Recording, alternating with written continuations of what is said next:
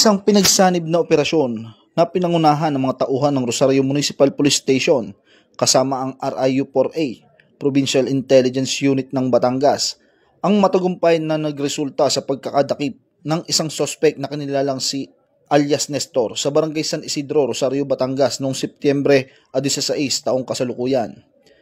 Inaresto ang sospek dahil sa paglabag sa Republic Act No. 10591 o ang Comprehensive Firearms and Ammunition Regulation Act sa bisa ng search warrant na inilabas ng Municipal Trial Court ng Rosario, Batangas. Ang mga sumusunod na kagamitan ay nakumpiska mula sa sospek at nasaksihan ng mga opisyal ng barangay na sumama sa operasyon.